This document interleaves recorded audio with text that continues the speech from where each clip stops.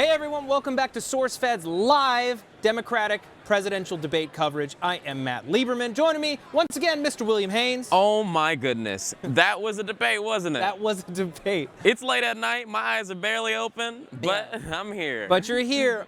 So we're going to be doing this show for the next almost hour. We got a lot going on. Will and I are going to break down the debate, what we thought, what we think of the candidates. We're going to have John Iadarola from the Young Turks back here on the couch with us to help us break it down issue by issue. And we're going to be discussing what it's like to be a young voter right now in this election following this debate with Nadeska, Alexis from Complex Magazine. Now, Will, tell me, how do you feel after this debate? What's going through your head? Okay. First off, if I had to stand up for 2 hours, I would have been mad and yelling at the end just like the rest of them. Mm-hmm. But I actually really did enjoy watching it. I think everybody got their point across. O'Malley, who's standing over there right there, I'm upset that they didn't let him talk. That, to me, is the biggest takeaway, is how much I enjoyed Martin O'Malley and how heartbreaking it is that he got squeezed, shamelessly squeezed out of the conversation. He was bringing a lot of interesting points to the debate. The way that he opened was the only statement that felt organic to me. I don't know. Even Bernie, I'm so used to hearing his rhetoric that it is starting to sound rehearsed. Not nearly as rehearsed as Hillary Clinton's rhetoric, but it's starting to wear thin on me. There was too many times that the screen was split right down the middle, and you can see Bernie and Hillary, and just no O'Malley. No O'Malley for up to like 10 minutes at a time. Yeah. Is this America at work again? Is this America? Because you know how you've probably seen like footage of like Canada's debates where there's no huge audience, there's no commercialization of everything, where they're actually just trying to hear politicians speak how they feel. And I don't know, maybe, I'm just saying, maybe it could be America. Maybe. I don't know. I tweeted it from the SourceFed account, and I stand by it. If Martin O'Malley wants more time, he can come on the SourceFed podcast, and he can have all the time that he wants. Oh, yes. He'll only have to worry about being interrupted by me. Yeah. That's the only... Yeah. All right. So I'm wondering. Oh, so here's a tweet from Mimi Pinson at Mimi Kiggy on Twitter. Do you think O'Malley stands a chance against Hillary and Bernie for the nominee? Is that good or bad? As looks of it, this was his chance. Yeah. Okay, you remember before this, I told O'Malley, you got to go out there. Yeah, yelling. O'Malley, we're hanging out, just having a few drinks. I took one back and I said, O'Malley, you got to go out there and you got to say something ridiculous. But no, seriously, honestly, like this was his opportunity to get out there and go, bam, this is me. And I think he did, but maybe it's just not him to be aggressive. He's not the pushy guy, and I feel like also he's afraid of being the next Jim Webb, who was just all about where's my time, where's my time, where's my time. It sucks. When he was on screen, he was electric, he was educated. His opinions to me fell right in the middle of the extreme far left of Bernie and the overly processed rhetoric of Hillary, but it's frankly not enough for him to push through. I don't think he has a shot at being president. It's a shame, because he's got a lot of good ideas, but I feel like he was really trying to, A, push his agenda into the larger conversation. Green jobs are the future of our economy, and I think that he's really trying to position himself as a solid VP candidate, and I would argue that he did just that. Yeah. I mean, because the other two candidates have way more experience with him, like, arguing with other politicians. Like, he's a governor. Like they said, he doesn't have any foreign policy experience. So he wouldn't really know what it's like to be with two well-trained politicians who've been politicians for decades. Right. So there's no way that he can get up there and, talk smack with them. That's true. But going into the debate, a lot of people, to me, were attacking his record as governor, and I feel like he acquitted himself really, really nicely. Where he every time his record came up, or leading Baltimore, being the mayor of Baltimore, he came up with stats that were really, really positive. I think that he would be somebody who would be really, really smart in terms of thinking about how are we going to move this country forward. Maybe he's not our foreign policy pick. Actually, to me, the thing that surprised me the most was Bernie's stance on foreign policy and how well he came off there, because I was not expecting a strong performance out of him. Yeah. So coming out of this debate, we're going to talk more issue by issue when John gets here. But who do you think won the debate, and who do you think you would vote for, just based on everything you know now? I hate that winning things. Like, Yeah. I mean, it isn't. It's not an argument. It's a debate. Yeah. Sadly, who the winner is always declared to be the person who was the loudest. Yeah. So definitely Bernie Sanders was the loudest. Mm-hmm. He got up there and he was like, "Well, here's all of my energy for the rest of the day or week," and pushed it all out into his rhetoric. Mm-hmm. So from that perspective, I'd say he won.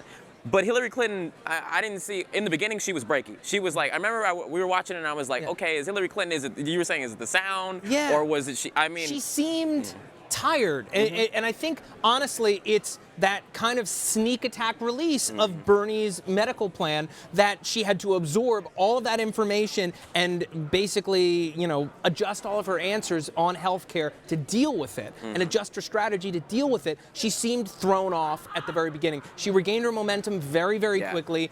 I honestly think it's a toss-up between the two of them. I wouldn't say that anyone won this debate. I would say that nobody won this debate because Hillary did not convert any new voters. I don't think that Bernie converted any new voters. He held off Hillary's attacks, but that's the best thing that he did. I mean, because we have to take a minute to realize that this might be the most nerve-wracking thing you can do. Literally going in front of your entire country and saying, this is what I believe in, and saying it. You have to be. I would be so nervous to go out there and talk to people who are just as intelligent, if not more intelligent than you, arguing with them. It would be extremely nerve-wracking. Yeah. And having to act calm, smile, like, oh, so yeah, she can be as breaky or anybody can be as nervous as they want. Right. Here, I think we have a tweet coming on screen about the Hillary-Bernie matchup. Okay.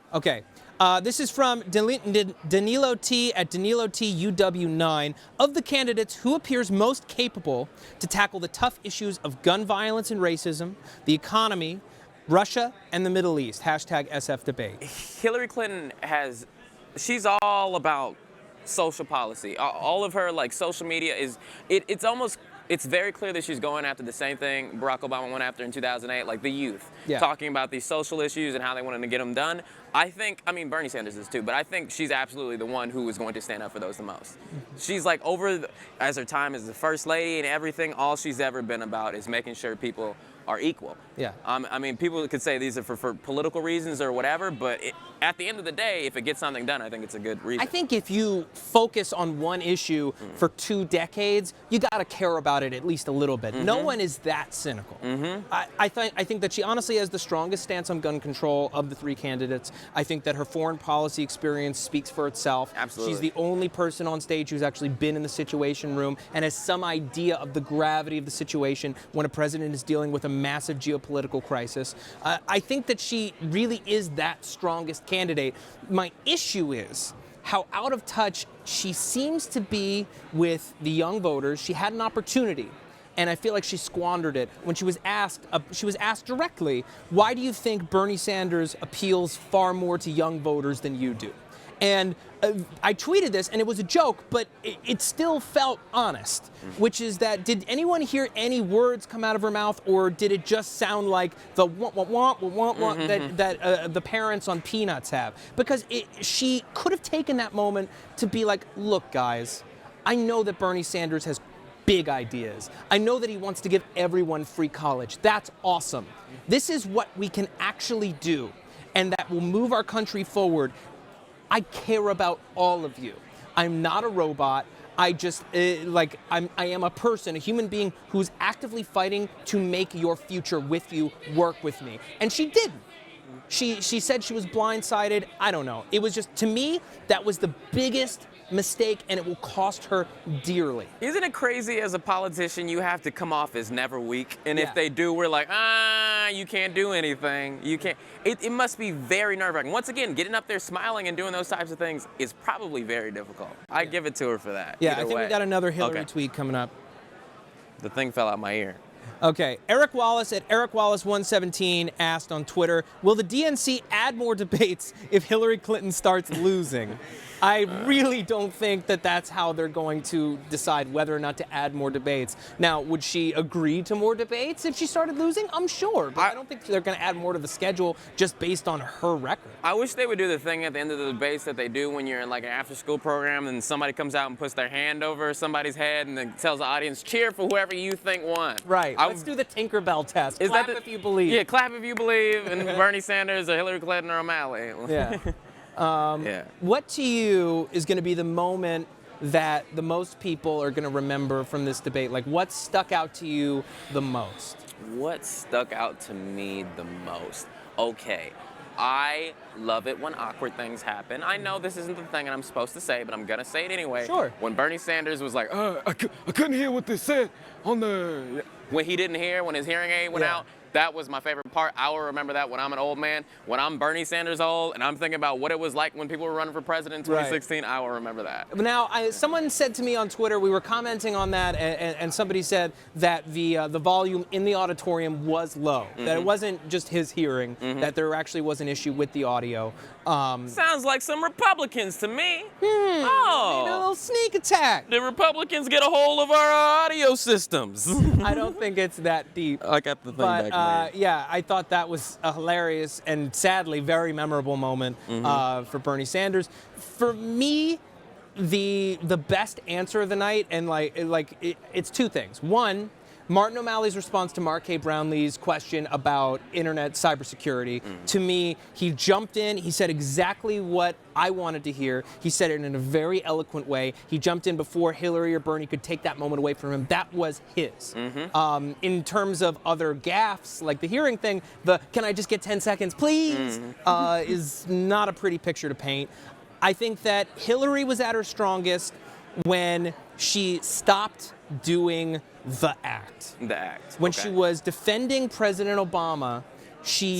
Strongly. And it was the most passionate I've seen her in so long, and it actually woke me up listening to her. I'm like, okay, she cares. She freaking cares. That, and then the question about Vladimir Putin and her relationship with Putin. That was awkward. It was awkward as hell. But what I loved about they've been in a fight was before? You watched her bite her tongue because she knew that whatever she said would have repercussions, especially if she was elected. Every single line that was said in this entire debate, there's an article on some website somewhere saying it meant something else. Right. That's the hardest part. Constantly being misconstrued, these things going viral on the internet or in the news, that's the worry that you have going into a debate. But they all did it anyway. Yeah. Okay, so we are really quickly going to take a quick break, and when we come back, we're going to have John Iadarola from the Young Turks joining us here on the couch. Don't go away. Lots more to come.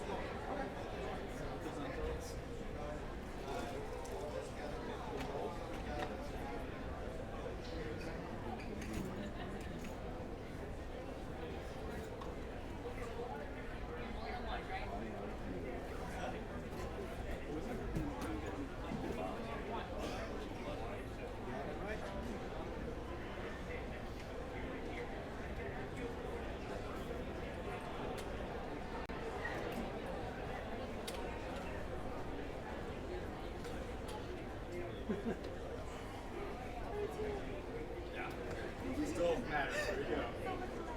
Now, don't worry, we're just going to beat that out of you.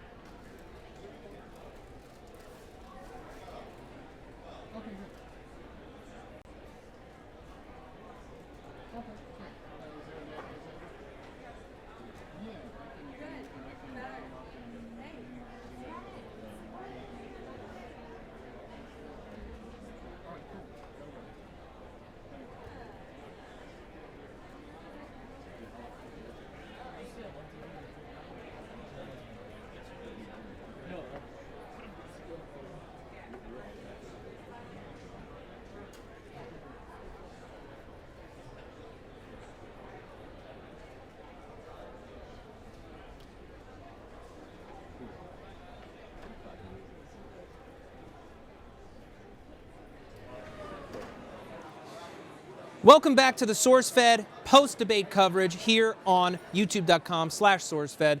Joining myself and Will on the couch is John Iadarola from the Young Turks. How are you? I feel like we've been right bouncing back and forth all night with these I shows. know. Yeah. We're old friends by now. Yeah, nice. Yeah.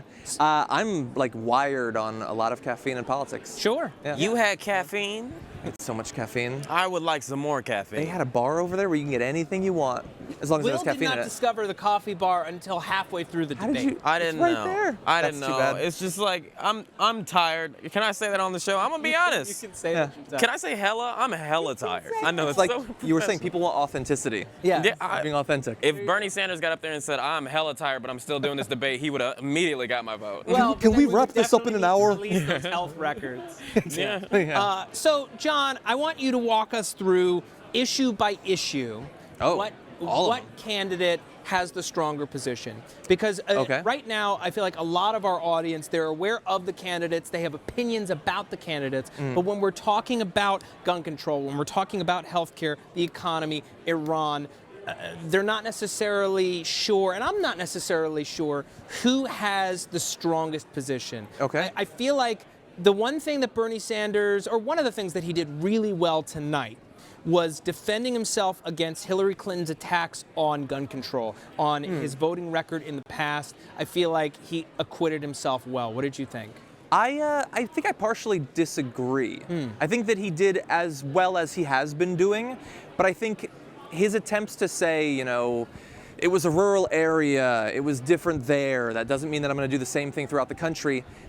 To me, and I'm a supporter of him, it comes off as weak. Like he very rarely seems like a regular politician. When he talks about guns, to me, he sounds like a regular politician.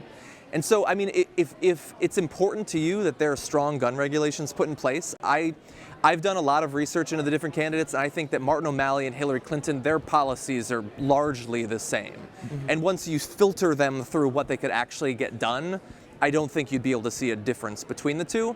Bernie is slowly moving on each issue, like the 3-day waiting period sort of loophole, the Charleston loophole they call it, the immunity clause, which I'm not even entirely sure where I stand on that. He is moving on those, but I don't think that by general election he'll be at where Hillary is starting. No, and to be clear, I'm not saying that he has the strongest position on the issue. Yeah. I'm saying that Oh, no, I I know. was impressed with how well he did hold off those attacks. I honestly, yes, it could be taken as rhetoric. To me, it felt like he was just being honest. He was just like, look, That's true. this is the rationale that I had when I made these decisions. Would Yeah. I make them today? I don't know, but this is why I did it. Let's move on and actually talk about what we're doing Yeah. right now. Yeah, and it's sort of an interesting inversion of what we see with Hillary talking about like his healthcare proposal, saying like, yes, in the 90s I believed in this, but it's not pragmatic anymore. It's just not going to happen. Even if I want it, it's not going to happen. You could look at a lot of what O'Malley and Clinton are proposing on guns and look at what the Supreme Court has done recently and say, look, that sounds good. That would probably help with gun violence, but it's never going to happen. And so considering in the past 20 years, how much extra gun control have we gotten? Not much. That much. Yeah. So, like, I hate to be the one to say, what's the difference? But I don't know that any of them would be able to do much. But if it's an important issue to you, I would say Hillary Clinton, and you're coming from a liberal perspective, Hillary Clinton and O'Malley are much stronger, at least much more detailed. If you go on their websites, they have point by point what they want to do, and Bernie's website is largely bare. It's an of issue details that on he doesn't really care about. And that's not to doesn't seem say to, yeah. that he's ignoring the plight of victims of gun violence, but Yeah. it's not a big issue for him. Do you think potentially, since he's like so far left, this is his attempt to appeal to people that he wouldn't really get in touch with? You might be right. Yeah. And he pitches it as that's what he was doing in Vermont, basically. It's you strange might that be he right. picked that topic, though. Especially that's such a Yeah. hot topic right now in Yeah. 2016. Why would you pick that one? So who knows, really? Yeah, whenever he's like, we see him as this crazy liberal. He's so progressive, and so like when he talks about marijuana, and he's like, I don't know if it needs to be federally legal. You're like, oh wait, I thought you were like, I thought you were totally you were- for that. What the hell? you were going to be hanging out on the beach with us. Yeah. And then you realize, oh no, he's a politician. He's a thinking person who doesn't He's not internally consistent on everything necessarily. So you might be right. It might just be to appeal. Because a good politician knows the difference between how they feel things should be and what the country needs. Yes. So maybe I'm sure if you talk to him behind the scenes, he'll be like, yeah, I think anybody should have it. But he's like, but the country should get to decide on a state-by-state basis. Yeah. Right. Yeah. No, I think you're right. He's definitely in favor of power going to the states, or more power going to the states. I want to move on and talk about health care. To me, one of the most electric moments in the debate was Bernie and Hillary slugging it out over single payer versus the Affordable Care Act. I feel like both made solid points. Bernie saying that it's not just about am I tearing down the Affordable Care Act or am I not. This is a good plan. This is something that we should be moving towards. There's no reason we should be paying so much for health care. I feel like Hillary made a lot of great points about her role in the Affordable Care Act, how hard it was to get it passed. The fact that we don't need to wind up in another debate that could lead to another filibuster or another government shutdown. Yeah. What do you think? She might be right about that. Yeah. And I remember what it was like, the political climate of when the Affordable Care Act was being awful. discussed. It was awful, and it was awful for a really long time. And the case could be made that we got a lot less done on other issues because of how dragged out it was, despite the fact that, and I criticize Obama for being too, like, let me see if I can give you stuff to get you to like me. He did that throughout with Obamacare, and it didn't speed up the process any. Look, if you think that health insurance for every single person is an incredibly important priority and it's worth fighting for, even if you don't think that he would easily be able to pass it, and I think she's right, I don't think he would easily be able to pass it, but if you want someone who's passionate, and I saw how angry he got at the idea that there are still millions of Americans without health insurance, if you want him out there for a year or 16 months fighting for it and convincing people, slowly maybe, but convincing people that they need to move, then you might want to support Bernie Sanders. But I think that going along with that, when Hillary Clinton says, we don't want to reignite that debate, we just want to strengthen the Affordable Care Act, well, then how would that not trigger the debate? So I think that she is implicitly admitting that nothing's going to change. And maybe you don't think anything needs to change or will change no matter what. But I don't know. The divide between them is perhaps clearest on this issue than on any other. Now, in terms of Bernie's healthcare legislation, which he did drop the outline of his plan while we were doing our pre-show earlier.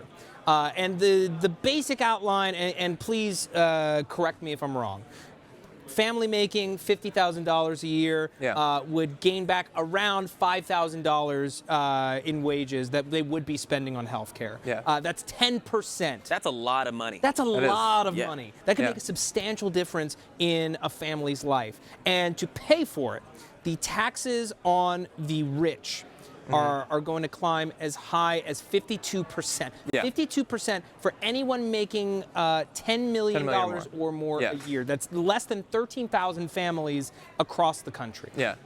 I can't even believe it's that many. It's that many. Well, we're a very rich country. Yeah. And it's important to point out that that's the top marginal tax rate. Right. So that means that income they make above the lower bracket will be taxed at that much. It doesn't mean that every dollar they make will be taxed at that. I don't think most people don't have the problem of making $10 million, so they don't experience those marginal tax rates. It was between people who make between $100,000 and $500,000, I believe, or no, $250,000 and $500,000 a year would get taxed 37%. That's $92,500. And they are mad.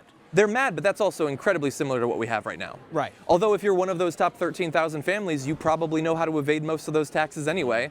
Why can't you just evade the new 52%? Right, you have time. Yeah, you do, and you have lawyers, and you can pay them, and you should pay them fast because you're going to lose so much money to do these new taxes.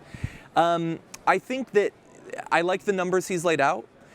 Telling people that they'll save $5,000 is, I think, persuasive. I mean, we saw recently a report showing that something like 40 or 50% of families can't deal with an unexpected $500 expense, and that's how I lived most of my life. So when you tell them $5,000, that will give them a lot of reassurance, and it also, by the way, be a massive economic stimulus because they're going to spend that $5,000. And you put that out over every American family, you have a booming economy potentially.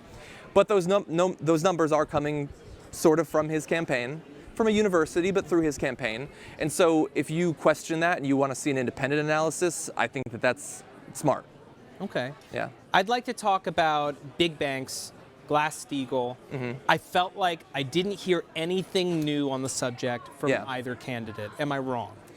I don't think you saw anything new, but that doesn't mean that you didn't hear the right thing, I think. I think that the Sanders and O'Malley made clear that they think a priority should be reinstating Glass-Steagall, which means that the normal deposits that families put into the bank can't then be used for high-stakes banking, like derivative trading, swaps, and things like that.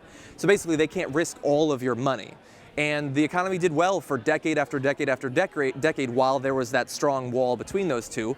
That was taken down by Hillary Clinton's husband, of course, former President Clinton. Now, is that the biggest priority? I've read analyses that say that the sorts of banks that went under, that triggered the economic collapse, weren't the ones that would have been massively affected by Glass-Steagall still being there anyway. And so I'm sort of open to that argument. But that exists as just one part of what Sanders, and to a slightly lesser extent O'Malley, see as a need to do much more reform of Wall Street. And her unwillingness to say that we should even look into reinstating it, when you put that in the context of how she talks about Wall Street and how she's been paid by Wall Street, I think that a lot of people are going to be legitimately nervous about that. If they think that there should have been more consequences for what happened 6 years ago and are worried about a double-dip recession, you could be a little bit scared. Yeah. Will, is there one thing in particular that you felt like you didn't hear tonight that still is important to you?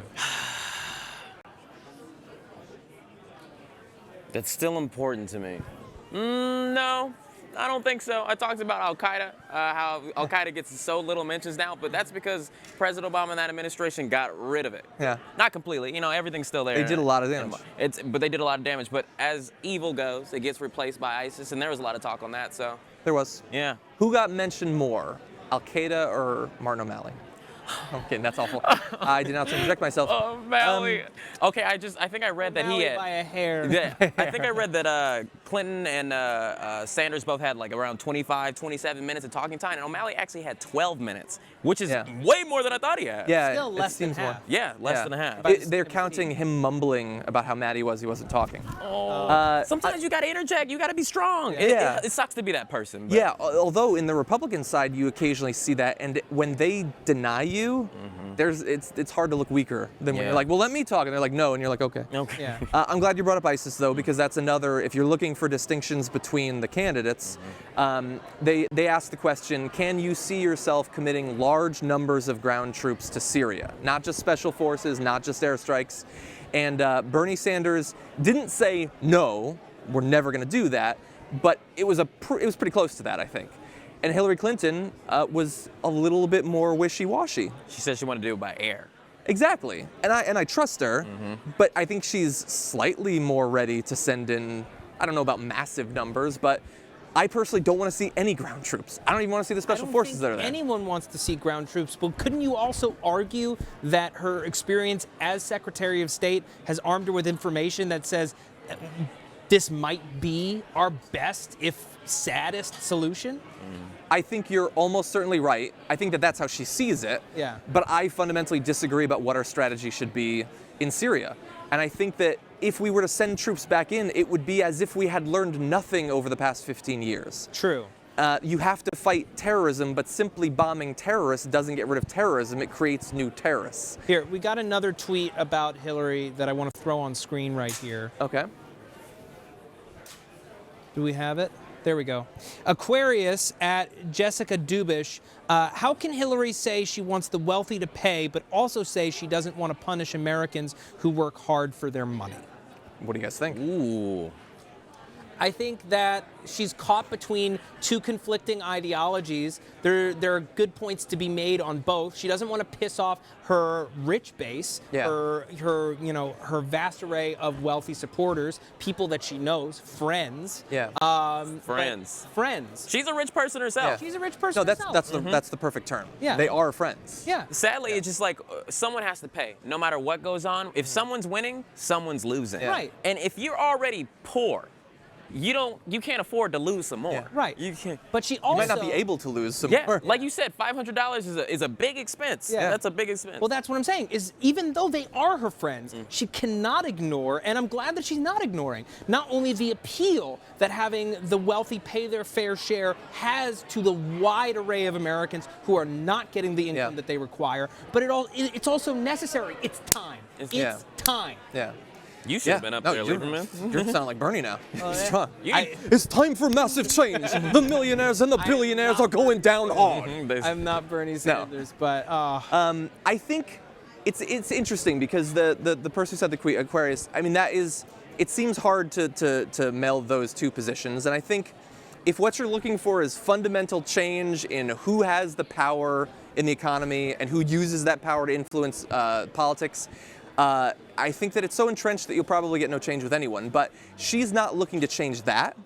But at the same time, I think that there are a number of different ways that she would probably make things better or more equal for a lot of people. Like, if you want someone who's going to prioritize closing the gender wage gap, I believe her. I think that she will work to do that. I think that overall, in somewhat limited ways, if she could lower inequality, I think that she would prioritize that. I think that she would work for maternal and paternal leave.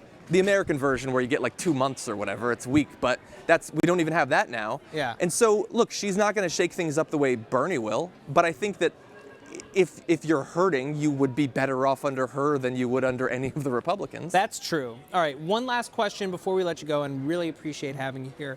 At this stage, if one of these three candidates was to go into the general election, who is our best shot against the Republican field, and who, if elected, could actually implement the policies that they want to implement? Well, Or are they the same person? Are they the same person? Oh, that's a really good question.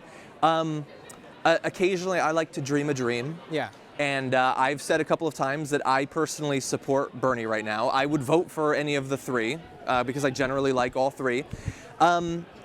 It depends on what you think about the polls right now, because if you look at the polls against most of the candidates, Bernie does better. Both of them beat Trump, but Bernie beats Trump by twice as much as Clinton does. And you can expect that number will go closer, so having a buffer of 6 or 7 points is pretty nice. Yeah. Against Cruz, she's losing right now, and he's winning. Now, do those polls mean today anything like what they'll mean in 8 months? Probably not. They rarely do. I wasn't in the polls. They didn't ask you They yet? didn't ask me, so Well, then screw 'em. yeah, exactly. They're not representative of YouTube. Yeah. But at the same time, once you get into the general election, people know Hillary Clinton. If they either like her or they don't like her, but they know about her. She can't really change too many people's minds at this point. And so she's not going to lead to a wave election where you retake the House for the Democrats or the Senate. He probably wouldn't either, but there's the chance that his populist message could resonate with people and they could take back the House. Super low chance. But if they were to do that, then he's the guy who could get his agenda actually put into play. She could win. I think that she could beat any of the Republicans. She's a good campaigner. She's weathered. She's tough. But she'll win in a way that she will have a Republican Congress and a Republican Senate and will get nothing done. And that's not her fault. Yeah. But that's probably what would happen. Okay, one last tweet before we let you go. Okay. Right there on the screen. So Scott Collette at Sparafusil42 says, what do the candidates need to do to convince the public they can effect real change amidst a Republican Congress? If anything, Hillary talks about it. She gave the biggest. She talked about how she has worked with Republicans and people to be bipartisan. She has experience there. Yeah, she does. Yeah. Yeah. For She's me, more moderate than anybody.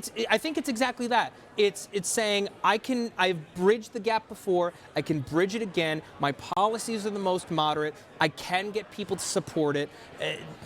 Yeah, to me, it's making that argument and saying, I'm not trying to completely change everything, which, as much as I would love so many big changes to come into our government, we are so screwed as a nation jammed up right now. Yeah, jammed up is the best term. Or it's filibuster, right? Yeah. Automatic filibuster. Right. That doesn't even get called a filibuster. No, Yeah. and it's I don't know. We are so far up a creek right now that just being able to say, I can play ball and I know this game might be enough to at least keep the progress that we've made over the last 8 years. Slow, but steady. Like to me, I'm more concerned about what we could lose than what else we could gain at this point. Yeah. Because as a country, we are not yet in a united enough place to make further steps. To me. Yeah, certainly not through the legislature. No. Like, we can be shocked to wake up one morning and gay marriage is legal across the whole country. That can happen fast with the Supreme Court, but you don't get a lot of that out of the Congress. I think that you're both right. I think that who's more likely to get small little deals with them? I think Hillary is. Like, Paul Ryan is the new Speaker of the House. He's not the crazy Tea Partier they wanted. He will occasionally play ball, kind of like John Boehner, I think. And so I think she could do that. But again, maybe I'm dreaming a dream, I'm fantasizing, but the thing that Obama very rarely did, and that I think he could have done, because man, when he wants to like really stick it to someone in a speech, he could do it, is put a cost on opposing him. Like, he lets the Republicans just deny him things and then, we'll move on, we'll do something else. No, man, you gotta use the bully pulpit, and you gotta show why what they're doing is not only the wrong policy, but wrong for America, wrong for American values. You gotta show them that that's not where the people are. Use the polls. And the thing is, I know that he can do it because he used to do it to Democrats. When the Democrats, some of them, including Bernie Sanders, wouldn't vote with him, he'd run ads against them or send Rahm Emanuel after them. Wouldn't you say, and I can't believe these words are coming out of my mouth, but you call it the bully pulpit. Isn't that essentially the tactic that Donald Trump is using throughout his entire campaign? Yes, but you can do it and be right, or you can do it and be a racist fascist. That's true. I mean, look, if you're talking about legalizing marijuana, the American public wants marijuana legalized. Yeah. If you're talking about universal background checks, the American public wants them. 74% of NRA members want universal background checks. You don't hear that from the NRA because they don't give a fuck what their actual members want. Right. They care what their donors, who are the gun manufacturers, want. So look, if you use that to stick it to people, the truth, then I have no problem in the world. But if you're using banning a religion to stick it to people, I got no interest in that. Yeah, thoroughly. Yeah. John, thank you so much for Thank your you. This has been fun. Yeah. Where can the folks find you on Twitter? On Twitter, it's at J Iadarola. Okay. Spell that if you can. Spell that if you can. And other names will pop up. I'm the one without the blue check mark. Oh, Look for that. All right. Well, John, thank you so much. We're going to be right back with more. Stay tuned. You're ready to do it all again. No, the next day you're just yeah. And refresh. Yeah. Am I following you, Adam? Sorry.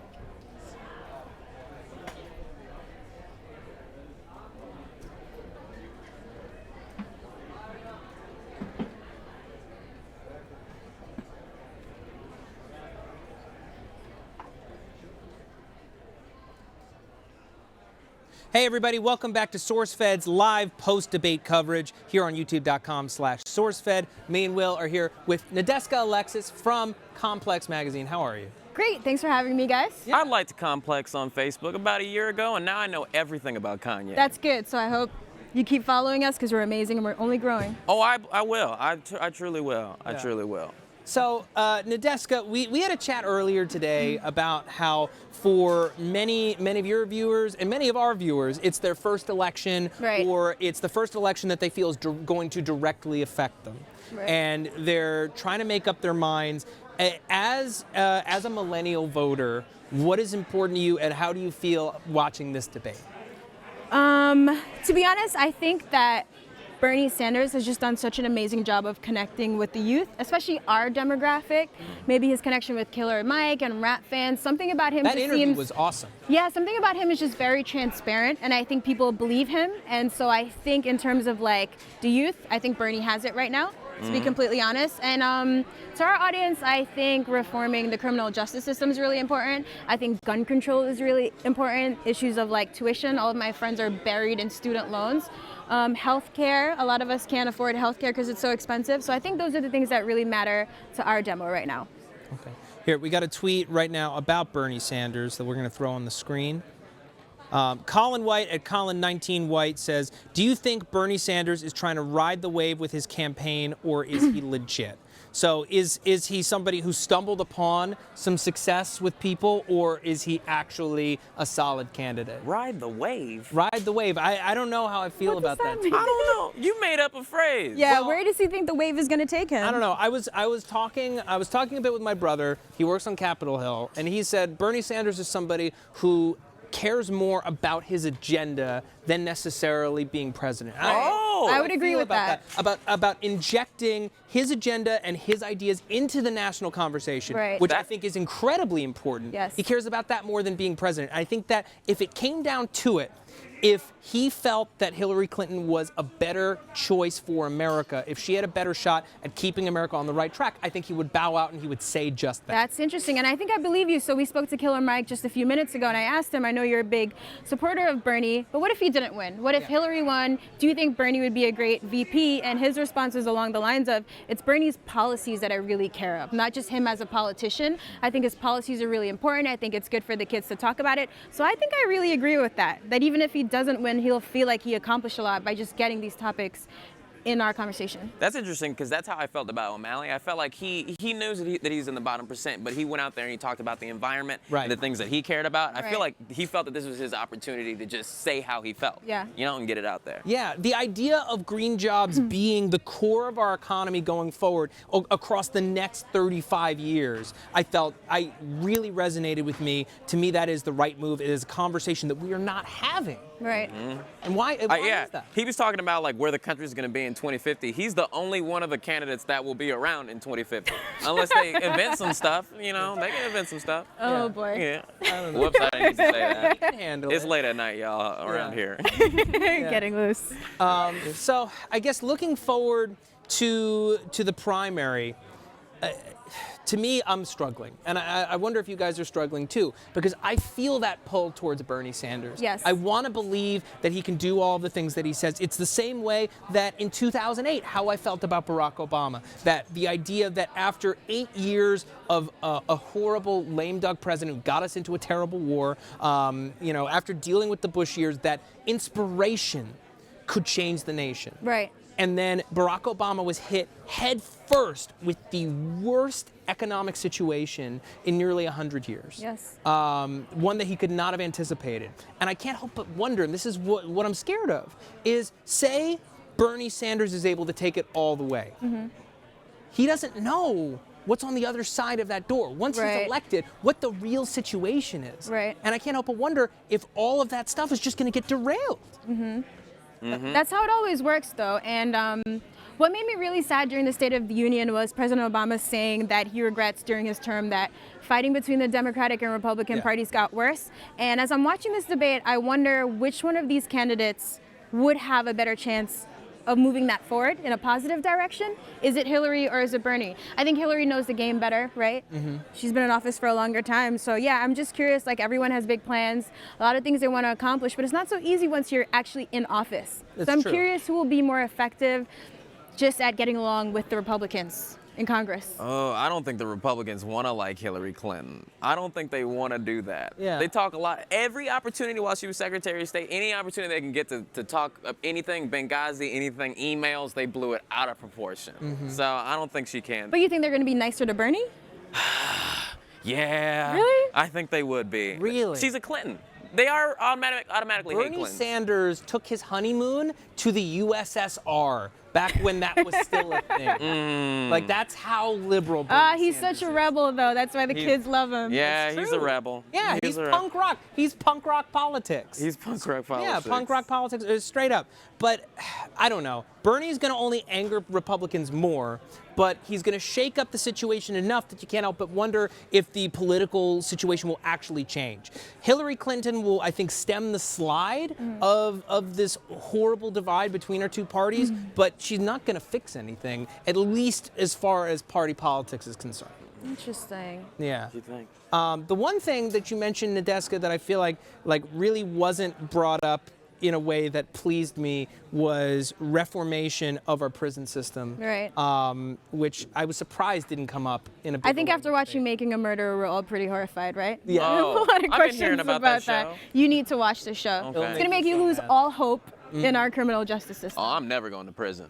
I mean, I I've hope you never. decided. I hope you never Yeah, I go hope to you prison. never have to. Nah, any of that stuff, it's not even fun. It's not worth it. Yeah. None of the things that get you in prison are fun, so. Right. Yeah. But sometimes things that you don't even do wrong get you in prison. Oh, that's true. That's the miserable part Oh, of the show. dang, my skin color.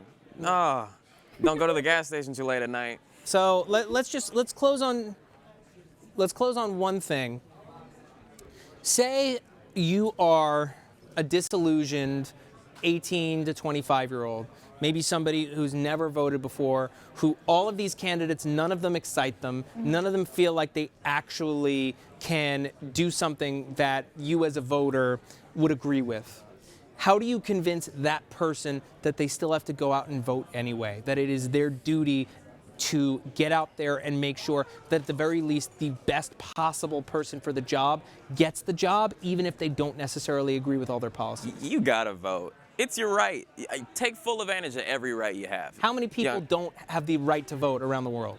So many people. Millions So- and millions and millions. Millions. I mean, just go in there, and when you go to vote for president, there are other things that you can vote for. Check those things out. Just let your opinion be heard. But a lot of people think that they don't matter. They think just one vote doesn't matter. Right. Well, if 10,000 people think that their vote doesn't matter, and then they do vote, some change will happen. Think how Okay. close the 2000 election was. Like, if another, say, 100,000 people turned out in the right caucuses, in the right counties, what our entire world could look like right now if Al Gore had been elected president. We'd have flying cars. Could be. I don't know. I'll Have go- you ever gone into an election undecided, and you just picked a person at the last minute just to say that you voted? No, because 2008, I'll admit I didn't vote. I didn't vote in Really? 2008. Oh no! I know. And you on this show? I know. I didn't exercise my right. And I hope you was- have a really good reason. No, I You didn't. on a date? Not a that stomach night. virus, not a No. date. I legitimately, I was in college. I had class that day. The day got away from me, and I didn't know where my polling location was, so I didn't vote. And here's the thing. I'm happy that Barack Obama got elected president. I think that he's done some amazing things during his presidency. I think he's wildly underrated as a leader. I voted in 2012 for Barack Obama. Do not regret that decision. But it could have gone the other way. And all of the hope that I had in him as a potential president could have been for nothing, because someone else could have gotten elected. John McCain could have gotten elected with Sarah Palin, because Oh I my didn't God. vote. And that's Sarah something Palin. I'm going to have to live with. So if you're out there and you are wondering whether or not you should vote or whether or not you should look into this stuff, Just think about the fact that you could see Sarah Palin in your nightmares forever. 100%.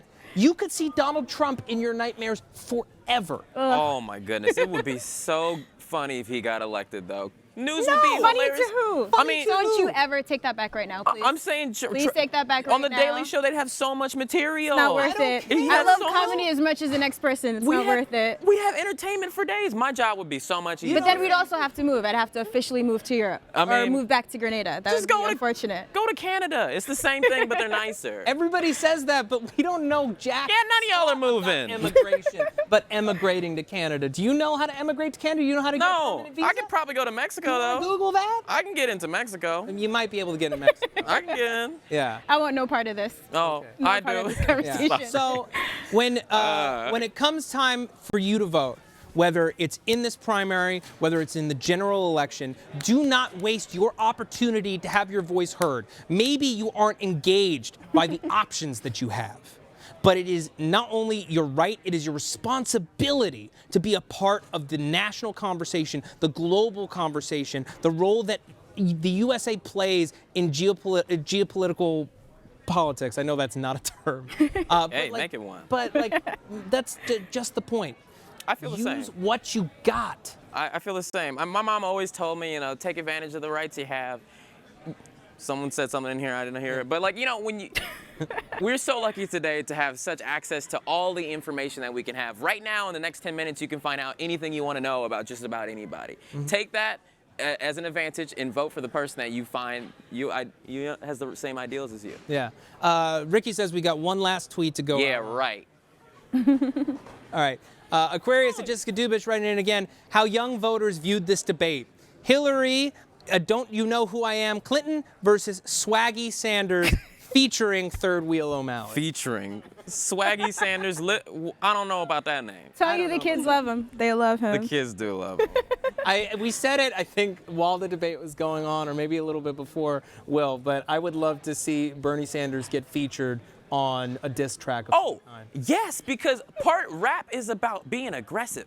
Old school rap. Yeah. I can't even do it. All right, I've done enough Bernie today. He should rap. If the president thing doesn't work out, just hop on a track with Drake and get on. There we go. You think Drake is the right collaborator for him? No, absolutely not. Him I and don't Kendrick. think Drake is the one. Him and Kendrick. Him and Kendrick. He and Kendrick can do some magic. All right, Nadeska, thank you so much for being on the show with us. Where can the people find you on Twitter? At New York on Twitter. Follow Complex News, and thank you guys so much for having me. Absolutely. No problem. I love Complex News and Emily Oberg. Oh yeah, I'll tell her you said hello. That would make me very happy. I got you. I got you covered. A big thank you from us here at SourceFed. If you haven't subscribed to SourceFed, go and do. It's a great network. We do a lot of news and comedy. I'm Matt Lieberman, Mr. William Haynes on Twitter. Thank you all so much. Have a good night.